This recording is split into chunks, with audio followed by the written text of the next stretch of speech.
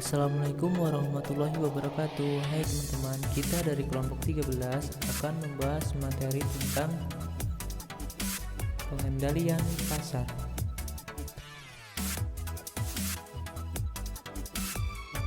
Yaitu dengan beranggotakan saya, Wahyu Fajarisma sebagai narasumber dan Rai Dwiki Syahputra sebagai pemateri utama. Ya baik, untuk materi yang pertama akan saya sampaikan, yaitu pengertian pengendalian pemasaran. Pengendalian pemasaran merupakan dasar yang penting bagi keberhasilan suatu usaha di bidang pemasaran. Untuk barisan usaha tersebut, pemimpin dari perusahaan harus dapat membuat keputusan baik mengenai perencanaan, kegiatan maupun pelaksanaan kegiatan dan pengendaliannya. Oleh karena itu, maksud dari pengendalian pemasaran yaitu adalah penilaian, pengecekan, dan memonitoring usaha-usaha pemasaran dan penjualan perusahaan yang telah dilakukan agar sesuai dengan apa yang telah direncanakan dan digunakan sebagai landasan untuk mengadakan penyesuaian yang diperlukan. Tujuan dari pengendalian pemasaran sendiri yaitu karena pelaksanaan kegiatan pemasaran perlu dikendalikan karena selalu ditemui adanya penyimpangan antara rencana atau target pemasaran dengan realisasi hasil atau prestasi di bidang pemasaran. Jadi tujuan pemasaran adalah untuk dapat memaksimalisasi kemungkinan perusahaan dalam mencapai tujuan dan sasaran baik jangka pendek ataupun jangka panjang dalam sasaran yang telah ditentukan ataupun yang telah ditetapkan.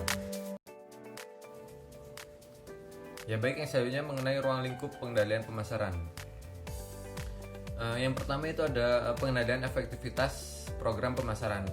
Pengendalian ini dilakukan secara berkala atau periodik, yang biasanya dilakukan secara tahunan atau kuartalan untuk menilai efektivitas suatu program atau rencana yang telah dibuat.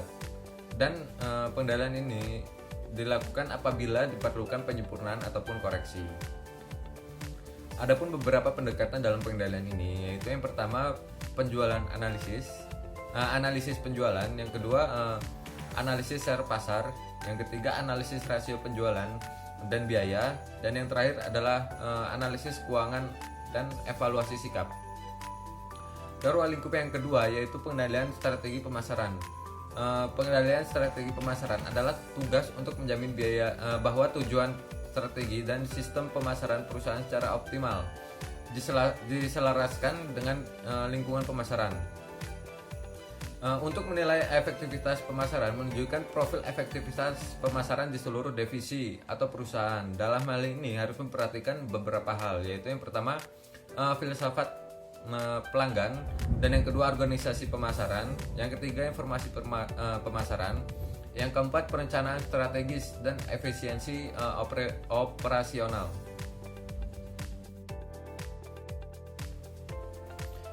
Yang ketiga yaitu pengendalian keuntungan dan rentabilitas usaha pemasaran.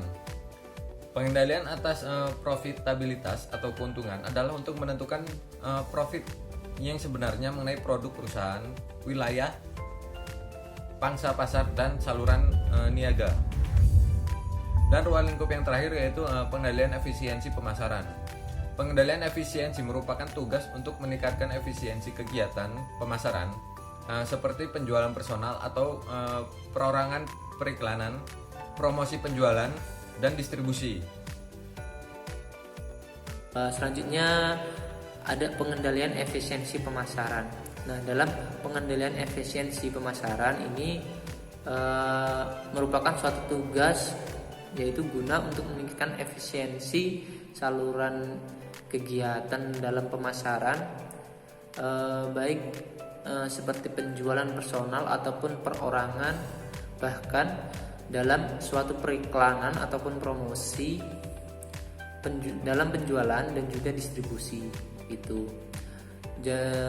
Dan peran manajer sendiri yaitu adalah mengamati rasio-rasio yang penting, tentunya untuk meningkatkan sejauh mana fungsi-fungsi tersebut akan dilaksanakan secara efektif. Jadi manajer tetap saja untuk mengontrol jalannya suatu efisiensi daripada pemasaran ini, dan dia akan memperhitungkan apakah suatu teori ini berjalan secara real, nyata, yang jelas atau tidak gitu. Jadi ketika ada suatu kejanggalan, maka akan dengan cepat dan mudah untuk dikendalikan. Oke, baiklah, selanjutnya masuk ke dalam sistem pengendalian pemasaran. Nah, dalam sistem pengendalian pemasaran ini yaitu merupakan suatu opsi lanjutan di mana yang wajar dan sering terjadi pada suatu perencanaan dalam pemasaran. Nah, baik itu pemasaran dalam organisasi ataupun dalam proses pelaksanaan pemasaran secara umumnya. Gitu. Jadi pengendalian pemasaran ada di sistemnya ini ada 2 jenis, yaitu sistem pengendalian pemasaran terbuka dan juga sistem pengendalian pemasaran tertutup. Untuk sistem pengendalian pemasaran terbuka ini semua pelaksanaan dalam bidang pemasarannya itu mempunyai wewenang yang terbatas. Kenapa demikian?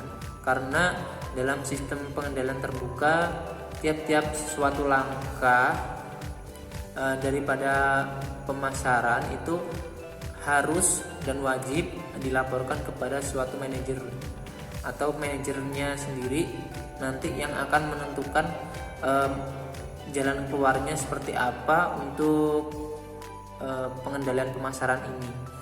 Jadi tidak mengacu kepada para karyawannya untuk mencari masalahnya sendiri gitu. Jadi mencari suatu solusi yang tepat. Jadi manajer pusatnya lah nantinya yang akan memberikan suatu jalan keluar gimana supaya dalam pengendalian pemasaran ini mampu berjalan secara efektif. Itu dan selanjutnya masuk ke closed system. Dan dalam closed system ini atau sistem tertutup ini semua petugas di bidang pemasaran itu diberikan wewenang. Jadi untuk memutuskan suatu masalah, dan dia pada sistem ini itu ketika ada suatu masalah mereka disuruh bahkan diberikan hak untuk memecahkan masalahnya itu, tapi sesuai dengan prosedur-prosedur yang telah ditetapkan oleh manajer pusat. Jadi ketika masalah itu sudah dipecahkan, dicarikan solusi, selanjutnya baru dilaporkan pada atasannya. Ketika nanti di situ terdapat suatu masalah yang emang benar-benar mungkin tidak bisa dicari jalan keluarnya, maka manajer pusatlah yang akan mencari solusinya. Baik, selanjutnya masuk kepada proses dasar dalam pengendalian pemasaran. Nah, dalam proses dasar pengendalian pemasaran ini terdapat 6 poin, yaitu yang pertama itu menentukan apa yang dikendalikan. Nah, langkah pertama secara sederhananya itu mengukur keluaran daripada proses dan menjadikan masukan baik dari tindakan korektif untuk memperoleh keluaran yang diinginkan. Itu. Dan selanjutnya yang kedua menetapkan standar pengendalian, di mana merupakan sebuah target yang terhadap kinerja nantinya akan dibandingkan hasilnya. Standar ini merupakan suatu kriteria yang memungkinkan manajer untuk mengevaluasi tindakan yang lalu atau tindakan yang sudah lampau untuk saat ini ataupun masa depan. Nah, standar ini diukur dalam berbagai cara, yaitu menyangkut secara fisik, kuantitatif, dan juga kualitatif. Nah, selanjutnya yang ketiga ada mengukur kinerja. Dalam mengukur kinerja, langkah ketiga adalah mengukur kinerja pemasaran. Kinerja aktual harus dibandingkan dengan standarnya. Langkah ini diperlukan hanya untuk mengamatkan visual. Banyak macam pengukuran untuk fungsi pengendalian didasarkan pada beberapa bentuk standar secara historis atau secara yang telah lalu gitu. Yang keempat ini ada membandingkan kinerja dengan standar. Nah, langkah keempat adalah pembandingan kinerja aktual dengan standar. Jika langkah-langkah sebelumnya telah berjalan dengan baik, maka membandingkan kinerja dengan standar akan menjadi lebih mudah. Meskipun kadang dibandingkan kinerja dengan standar ini lumayan sulit untuk membuat perbandingan yang diperlukan, misalnya standar perilaku. Beberapa penyinggungan dari standar dapat dibenarkan. Memang dapat dibenarkan karena kondisi lingkungan yang berubah dan juga terkait pada suatu alasan-alasan lainnya. Yang kelima itu ada menentukan alasan penyimpangan. Nah, kenapa langkah yang kelima ini yaitu merupakan dari proses pengendalian guna melibatkan penggalian, di mana mengapa kinerja menyimpang dari standar itu karena penyimpangan sendiri itu mampu bergeser baik dalam sasaran organisasi yang dipilih, terutama organisasi membutuhkan untuk mencari penyimpangan yang baik yang datang dari internal maupun perubahan eksternal di antara pengendalian suatu organisasi. Nah, yang poin yang keenam ini yaitu melakukan tindakan korektif. Dan di mana langkah berikutnya yang akan diambil pada suatu lembaga ataupun perusahaan itu mengendalikan atau menentukan kebutuhan untuk melakukan tindakan koreksi, di mana para manajer pemasaran dapat memilih 3 hal, yaitu diantaranya ada tidak melakukan apa-apa, terus melakukan revisi standar, atau melakukan koreksi kinerja secara aktual. Tuh. Jadi dalam sistem pengendalian yang dirancang secara baik mencakup umpan baik daripada suatu informasi pengendalian untuk individu atau kelompok yang membentuk aktivitas terkendali. Nah, sistem umpan balik baik secara sederhana mengukur keluaran dari proses yang menjadikan masukan-masukan dari tindakan korektif untuk memperoleh keluaran yang diinginkan. Jadi ketika sistem pengendalian ini sudah berjalan dengan baik, maka sistem secara sederhananya itu akan keluar hasilnya menjadi masukan yang korektif atau bisa secara jelas dapat dibandingkan dengan pengeluaran ataupun pendapatan yang lalu. Pada tahap umpan balik ini merupakan suatu cara pertama yang dapat dilakukan dalam pemasaran itu sendiri gitu. Terus selanjutnya ada yang tahap yang kedua, yaitu membangun standar pengendalian yang merupakan sebuah target yang terhadapnya kinerja nantinya akan membandingkan. Standar merupakan membandingkan pada standar yang akan memungkinkan manajer untuk mengevaluasi tindakan yang lalu dan baik juga saat ini ataupun masa nanti dan juga masa depan. Standar ini diukur dalam berbagai cara, menyangkut baik secara kualitatif, kuantitatif, dan 5 aspek kinerja yang dikelola dan dikendalikan. Baik menurut jumlah, kualitas, waktu, biaya, dan juga perilaku. Baiklah, selanjutnya masuk ke peran manajer dalam pengendalian suatu pemasaran. Nah, sebelumnya kita tahu sendiri manajer itu adalah merupakan suatu bagian terpenting dalam suatu perusahaan, di mana dia akan mengendalikan, mengatur baik dalam penyeraan, perencanaan, dan juga penerapan kegiatan-kegiatan usaha yang ada di dalam suatu perusahaan. Nah, di situ ada suatu hal yang penting, yaitu untuk tugas manajer itu sendiri adalah suatu penerapan pengendalian dalam pemasaran. Bagaimana suatu pengendalian pemasaran itu akan dapat berjalan secara baik gitu. Staff manager harus mengetahui apa yang akan dihadapi. Manajer penjualan misalnya harus selalu memperhatikan anggaran penjualan, volume penjualan dan juga pengeluarannya. Kenapa?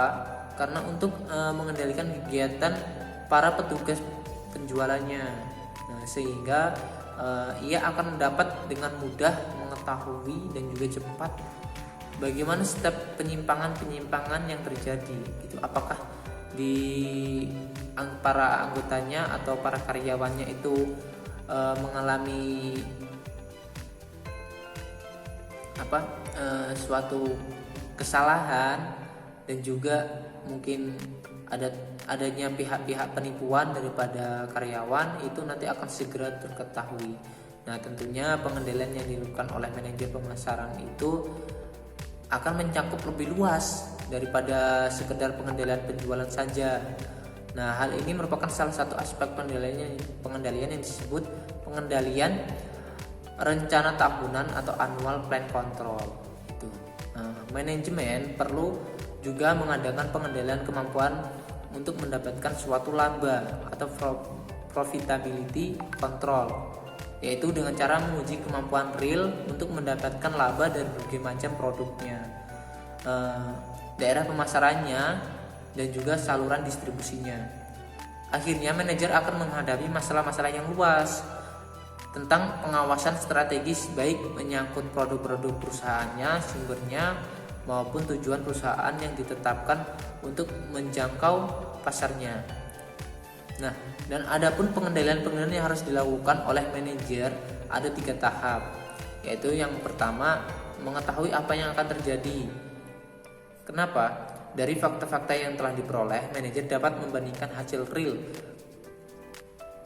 dengan perencanaan sehingga dapat ditentukan ada ataupun tidak adanya penyimpangan daripada karyawan-karyawan itu. Nah, selanjutnya mengetahui mengapa hal itu terjadi.